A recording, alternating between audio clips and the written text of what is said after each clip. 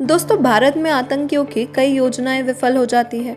कई बार आतंकी मारे भी जाते हैं, मगर इन सब के बीच हमारे वीर जवान भी शहीद हो जाते हैं। इन जिहादियों का मकसद केवल मानव जाति को क्षति पहुंचाना नहीं है। इनके लिए मानवता कोई मायने नहीं रखती। पर जब जब ये भारत की दिशा में अपना रुख करते हैं, तब तब ये अपने मुंह के बल गिरते हैं। इनके आतंकी संगठन हमेशा भारत में घुसपैठ की फिराक में रहते हैं, भारत को अंदर खोखला करने की साजिश में हैं। कई बार देश में आतंकी हमले भी करते हैं। इसके अलावा हम देखें तो केवल भारत ही नहीं, बल्कि ये हर देश में आतंकवाद फैलाना चाहते हैं। अभी हाल ही में मिली खबर के मुताबिक अफगानिस्तान के अंदर आने वाले समय में गृह युद्ध होने की संभावनाएं बढ़ती जा रही है। अमेरिका, पाकिस्तान और अफगान के नेताओं ने इस बात की चेतावनी दे दी है, पर इससे पहले कि पाकिस्तानी जिहादी अफगानिस्तान पहुंच चुके हैं। उनमें से कई जिहादी लाशों के रूप में वापस लौट रहे हैं। अफगानिस्तान से अमेरिका तक नाटो की सेनाओं की वापसी के बाद तालिबान संगठन ने अपनी खून कार्यवाही, या यूं कहें कि अपनी खूनी अभियान और तेजी से कर लिया है, जिसमें तालिबान संगठन के सहयोग के लिए पाकिस्तान के मदरसों से बड़ी संख्या में छात्र आतंकियों के साथ जुड़ने के लिए पहुंच रहे हैं। इनकी नीति केवल इंसानों का खात्मा करना होती है।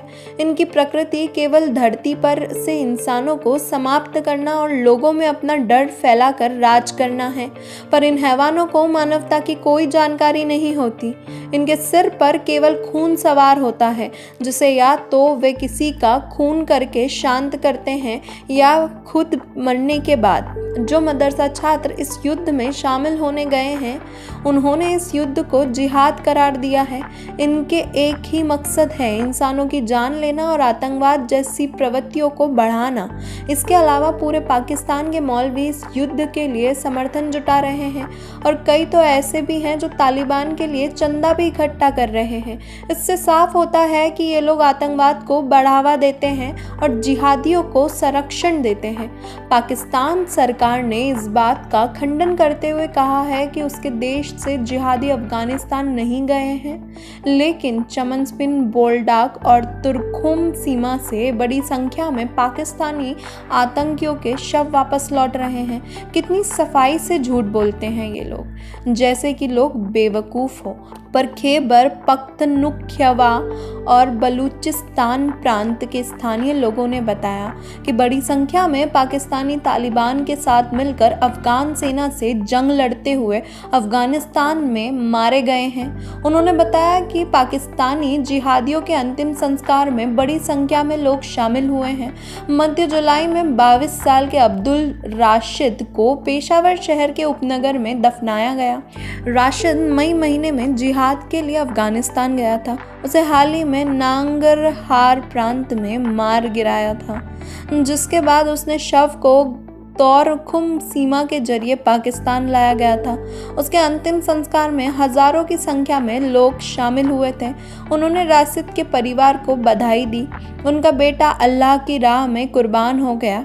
राशिद के चाचा मारूक खान ने कहा कि उनका भतीजा युवाओं के लिए प्रेरणा स्रोत है। अब दुनिया के लोग इन जैसे जिहादियों से प्रेरणा लेने लगे तो धरती पर सिर्फ आतंकी ही पैदा हो सकते हैं।